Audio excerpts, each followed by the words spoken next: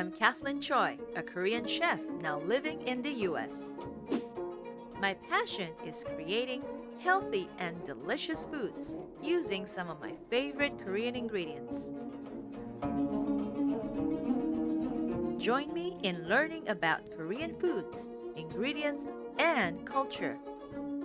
Next on Cathlyn's Korean Kitchen. Today, I'll be showing you how to make delicious seafood recipes based on two staple Korean fermented sauces, gochujang chili paste and doenjang soybean paste. First, a delicious protein-packed seafood delicacy called Bibimbap, prepared with sashimi-grade fresh tuna and salmon. Next, I'll make a popular seafood soup recipe called altang, a spicy and flavorful Korean seafood delicacy. Later, I'll show you how to make my all-time favorite sweet and spicy stir-fried dish called nakji bokum. And finally, I'll create an easy-to-make, protein-packed oyster pan-fried dish with egg wash, fresh organic Minari watercress, and green onions. Hello again and welcome. You know, compared to most other cultures, Koreans eat a large amount of seafood on a daily basis. For example, pickled and salted seafoods are used in our everyday banchan side dishes like spicy pickled calamari and fish eggs, seaweed salads, and roasted seaweeds. Especially the banchan side dishes which are marinated, cooked, or seasoned with a type of jang such as 간장, a type of soy sauce, doenjang or soybean paste, and gochujang or chili paste. Jang or fermented sauce is the source of the uniqueness and beauty of Korean cooking, and most foods are flavored with one or more of these sauces.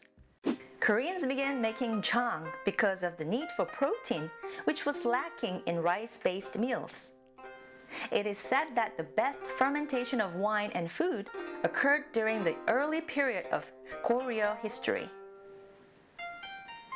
Doenjang or soybean paste is a treasured sauce in Korea with 5 Confucian virtues behind it: integrity, consistency, tenderness, the mercy of Buddha, and harmony. The inclusion of salted seafood or 젓갈 brought about a dramatic change in the flavor and color of the popular kimchi, along with gochujang or red pepper paste, which was introduced to Korea in the 16th century from Europe. Today, seafood takes up a big part of banchan side dishes, where various seafood is prepared and eaten raw, seasoned, pickled, stir-fried with fermented sauces. Koreans enjoy fish and seafood in the form of fresh sashimi, seasoned and boiled in soups and stews, steamed, sautéed, or grilled with vegetables.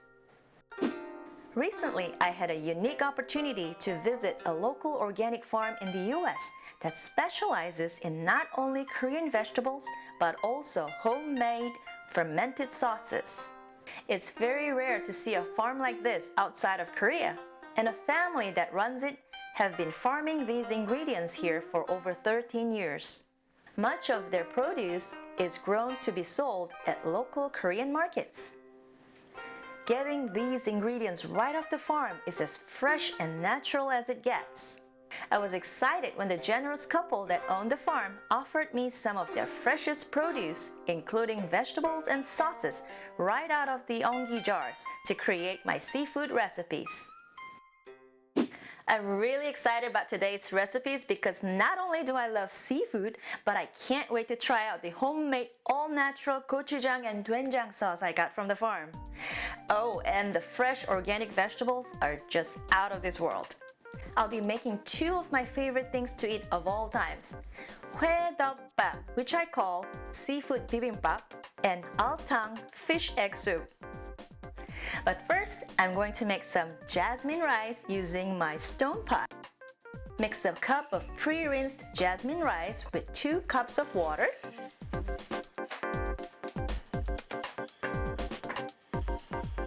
Set it to high heat until it comes to a boil, and then close the lid and simmer in very low heat for an additional 5 to 6 minutes. It will take less than 12 minutes for the rice to cook. Now it's time to prepare all the ingredients for my seafood bibimbap and soup. First, I'll slice up the lettuce into thin strips and set it aside.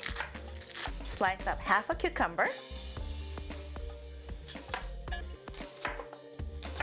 and julienne them into thin strips. Next, roll up a few pieces of sesame leaves tightly and then cut them up into a chiffonade.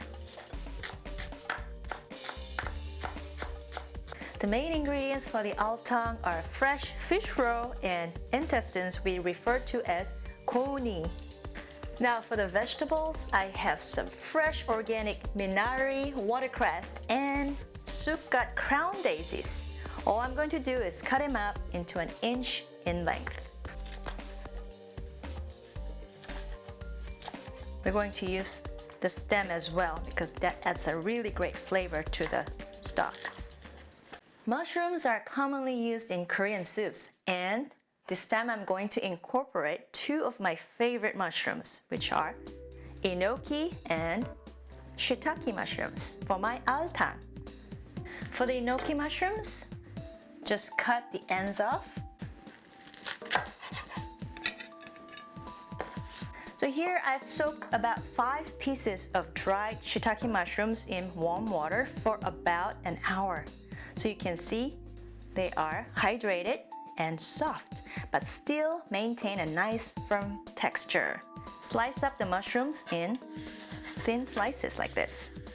Next, slice up some green onions, yellow and red chili pepper.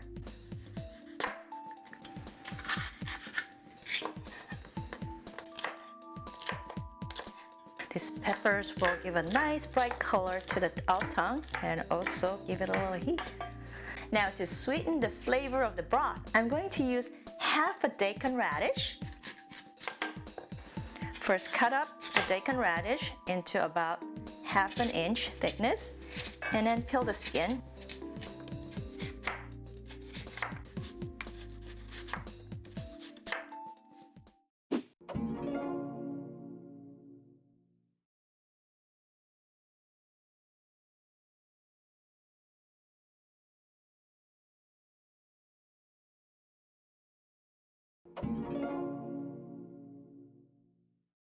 For flavoring the broth, I'm going to combine a few of the sauces that I've prepared here. First, a tablespoon of minced garlic, a tablespoon of minced ginger, 2 tablespoons of cooking wine, a tablespoon of gochugaru, the Korean chili pepper, homemade gochujang chili paste, and finally, a tablespoon of doenjang soybean paste, a 1/4 cup of homemade anchovy sea kelp base. Now let's go check on the rice. It's cooked to perfection and it smells so fragrant and sweet. First, heat up the clay pot. Add a tablespoon of vegetable oil. First, I'm going to saute the Daikon radish with a teaspoon of minced garlic. The whole idea of sauteing this Daikon radish is to get the sweet flavor out of it, which will add a nice mild sweet flavor to the broth. Now it's time to add the sauce. And to this, the mushroom water from earlier. A teaspoon of sesame oil. When the stock comes to a boil, we'll add the pollock fish roe. Now for the final stage, we'll add all the vegetables into the clay pot.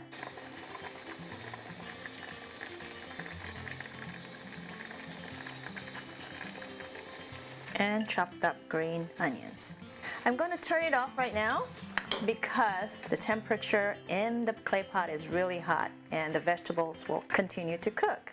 One of the ingredients that go really well with the altang dish is soybean sprouts, just a handful.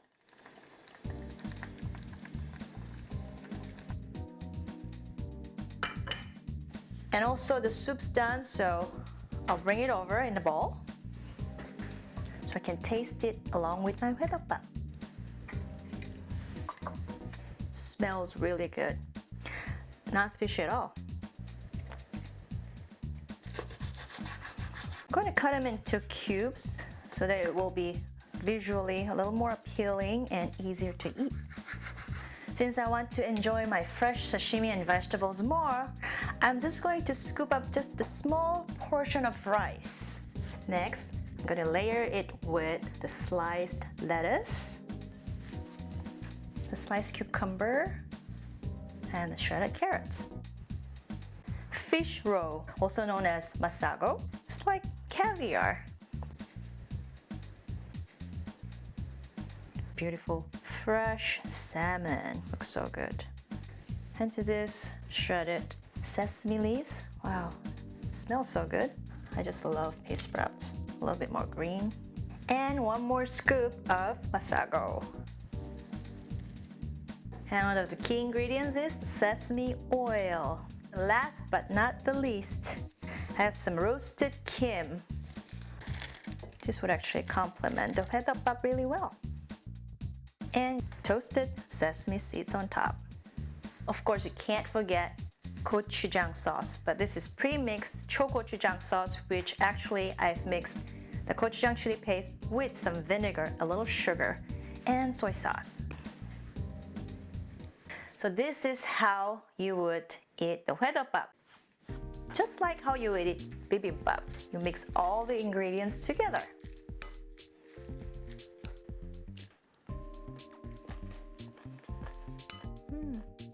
The gochujang sauce and sesame oil just blend so well together, and there's a nice balance of flavors from the minty sesame leaves and the cool buttery sashimi mixed with the sweet spicy gochujang sauce.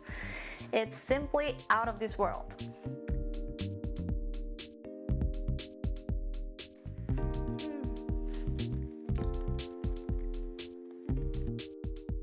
The egg roll is cooked perfectly.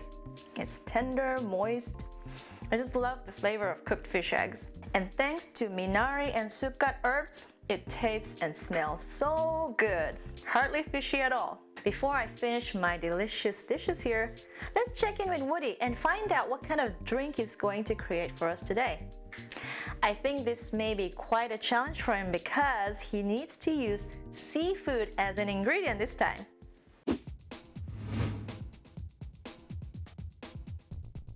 All right, let me tell you something. In the world of Korean cuisine and entertainment, there's nothing more funny than watching these guys shoot their way to happiness at a bar. And I have been able to take part in this with a little soju, little beer, but I thought it would be fun to come up with something with a really interesting ingredient, which is ojingo, which is squid, essentially. So I've got some squid ink. I have some dried smoked squid as well. And of course, taking the festiveness of drinking heavily, I'm going to create something of a shot. Now, I need 2 more ingredients from the freezer. Follow me over here. I need soju and a little bit of normal vodka. So first of all, we take our normal soju and we just half fill a shot glass. All right, now this being at around 20% alcohol is going to hopefully sit at the bottom. Now we're layering 2 clear ingredients, one on top of the other. The 40% vodka is something that is going to, with a bit of luck, sit here. It's all in the theatre, so I'm balancing it on top of my mixing glass for a very good reason, so I don't bend over too much. So 2 frozen ingredients. Now, with this, I'm taking this creme liqueur and I'm going to pour it down and make, hopefully, what is a brain, which turned into cloud, which is generally what my brain feels like after a night of drinking in Koreatown. So,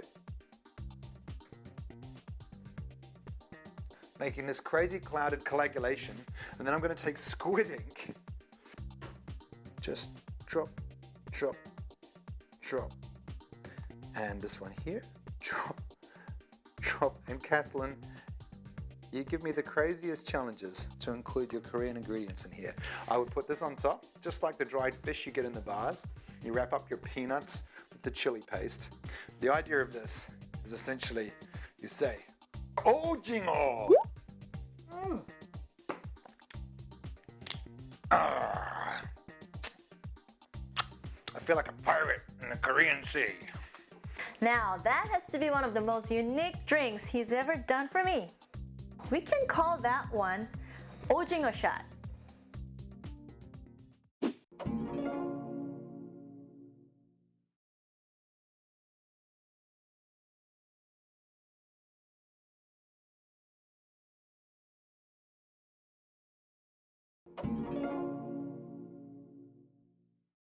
The main ingredient for the first recipe is octopus. And for the second dish, I'll be using fresh farmed oysters. Both dishes are not only protein and nutrient packed, but they are really easy to make and of course delicious. In a bowl, combine 3 tablespoons of gochugaru chili flakes, 2 tablespoons of minced garlic, 2 tablespoons of white cooking wine, 2 tablespoons of light soy sauce, a tablespoon of minced ginger, a teaspoon of sesame oil, half a tablespoon of gochujang chili sauce, some water. Mix all the ingredients together. These are a lot smaller than normal octopus.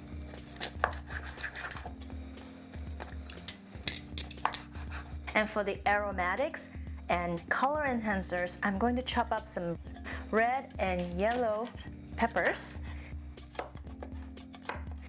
green onion, just cut the ends off, cut them up in long thin strips,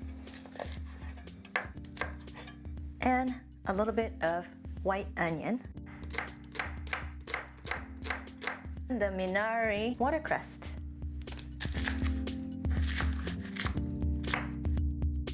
a teaspoon of vinegar, and some salt. So now it starts to boil, and I'll add the cut up octopus. And you have to just remove them from the heat in about a minute.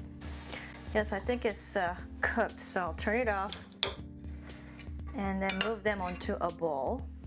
I'll pour about half the marinade and give it a light toss. Drizzle a tablespoon of cooking oil. So to this, I'll add the remaining marinade. First, I'm going to add the chopped up onion and let it sweat for about a minute in medium-high heat with the sauce. Now we'll add the octopus. And lastly, we'll add the chopped green onions, yellow and red peppers, and of course the Minari watercress. Now we're going to mix a tablespoon of corn flour with about 2 tablespoons of water and drizzle over the stir fry. This will give it a nice glossy look to the overall dish. It's done. We don't want to overcook vegetables again. Just turn it off.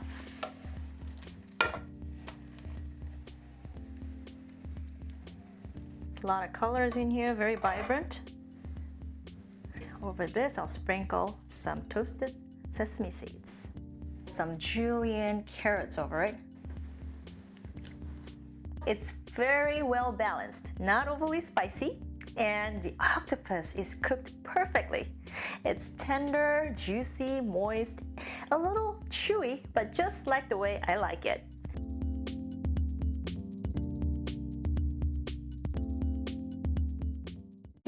Moving on, my next recipe is a fairly simple and easy to make appetizer dish. It's full of proteins and vitamins. First, we need some egg wash in a bowl. Add a dash of sea salt, half a tablespoon of cooking wine. Give it a good whisk.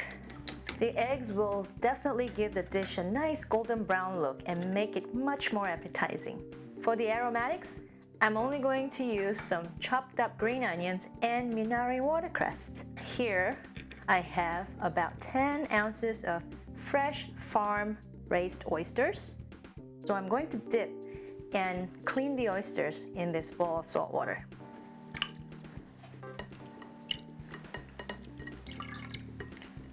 And I'm going to season it a little more with sea salt, a little corn flour so that they'll absorb the moisture. Heat up a skillet and we'll pan fry the oysters in some vegetable oil.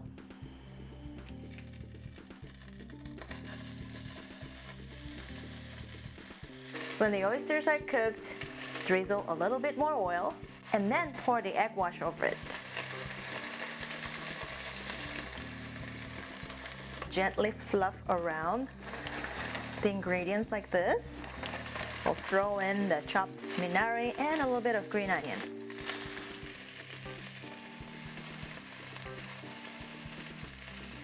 It's all cooked. Turn it off.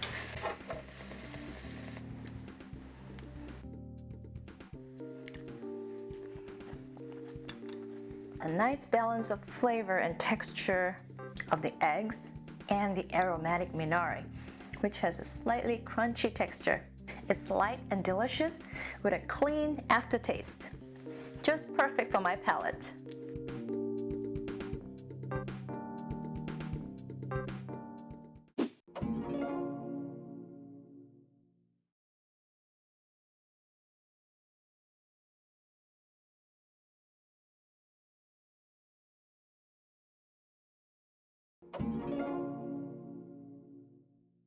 Now it's time to see what Dr. Dia has to say about the health and nutritional benefits of today's ingredients. Have you ever wondered why octopus and many other kinds of seafood and shellfish are traditionally considered aphrodisiacs?